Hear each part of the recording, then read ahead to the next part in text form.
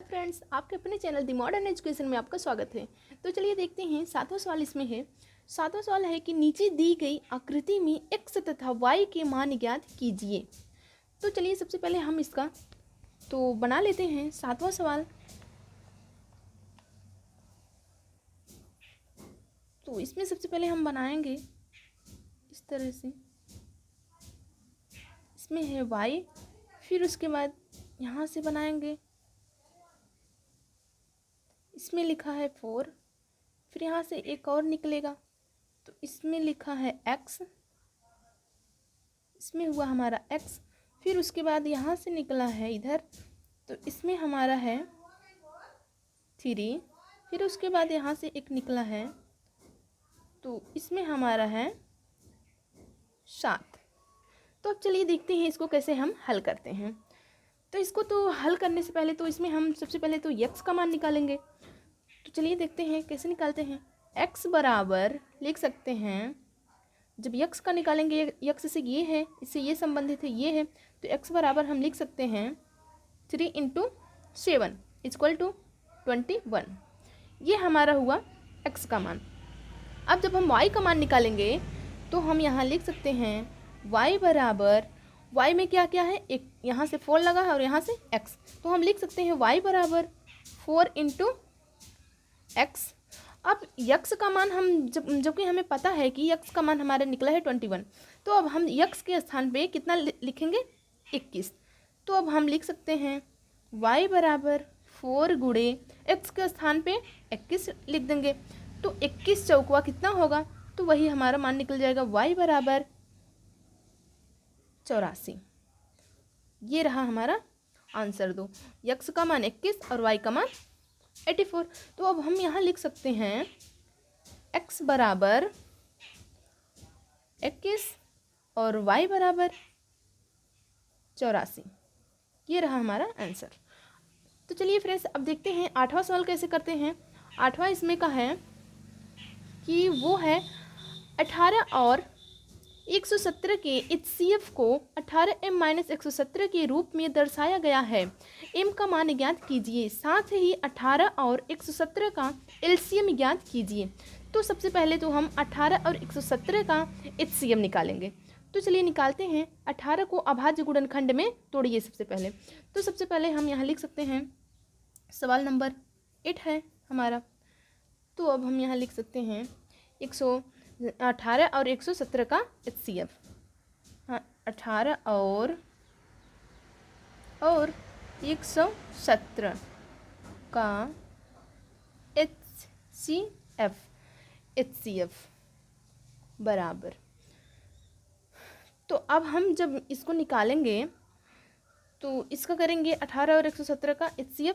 तो यहाँ लिख सकते हैं 18 बराबर, जब इसको हम 18 को अभाज्य गुणनखंड में तोड़ेंगे तो हमारा आएगा 2 × 3 × 3। ये तो हुआ हमारा 18 का। अब इसी तरह से हम 117 को भी अभाज्य गुणनखंड में तोड़ लेते हैं। तो चलिए देखते हैं 117 बराबर, इसका तो हम लिख सकते हैं 3 × 13। तो अब हम HCF में जो हमारा इन दोनों में मिलता है वही हमारा क्या निकलता है, HCF। तो अब हम देखते हैं कि ये हमारा एक तो 3 मिल रहा है, फिर ये भी हमारा 3 मिल रहा है। तो अब हम यहाँ लिख सकते हैं HCF बराबर 3 × 3 = 9। अब आगे बोल रहा है, ये हमारा HCF निकल गया। आगे बोल रहा है कि 18m-117 के रूप में दर्शाया गया, मतलब कि 18m-117 के रूप में अब इसे दर्शाइए। तो चलिए देखते हैं आगे कैसे होता है।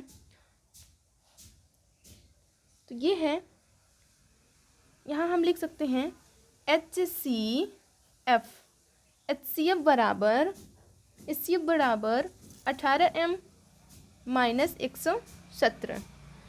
तो अब हमारा HCF कितना निकला है फ्रेंड्स, तो निकला है 9। तो अब हम HCF के स्थान पे लिख सकते हैं 9 = फिर उसके बाद ये हम पूरा इसी तरह से उतार लेंगे। फिर उसके बाद क्या करते हैं, 117 को भी उतार लेंगे।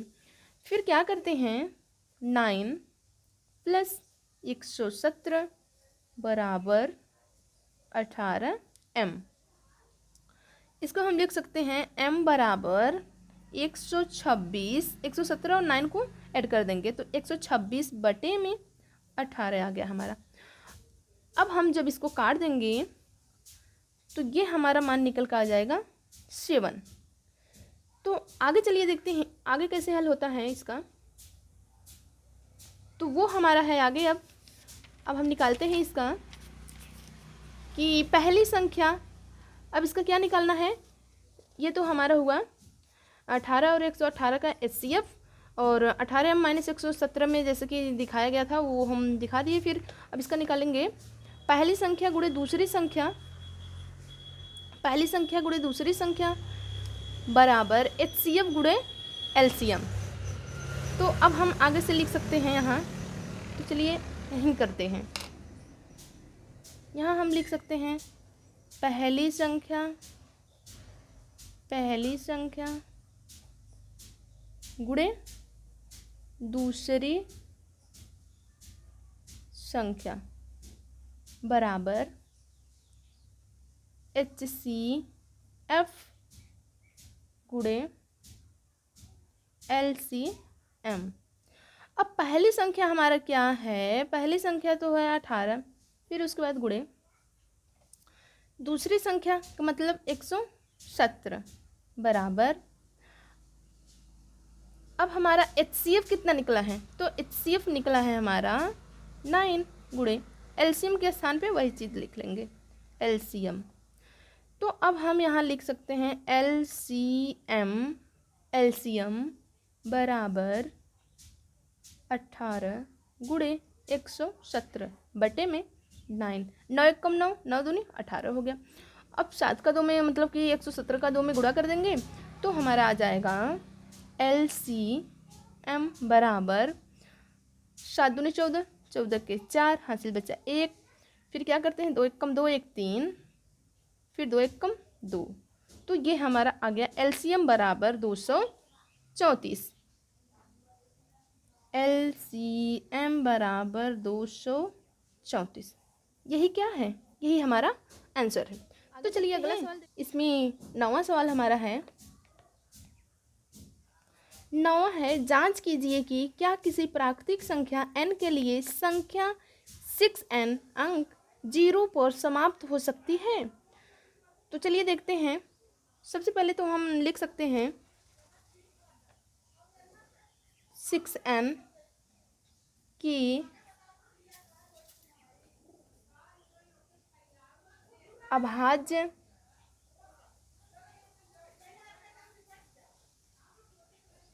गुणनखंड बराबर, जब हम इसका अभाज्य गुणनखंड लिखेंगे तो 2 गुणे 3 होगा। बाकी इसमें n भी है तो n हम कैसे लिख सकते हैं इसको, तो यहाँ लिखेंगे 2 × 3, यहाँ लगा देंगे n इस तरह। अब अतः ऐसी कोई संख्या नहीं है जो 6n को 0 पर समाप्त करें। तो अब हम इसको लिख सकते हैं यहाँ, अतः ऐसी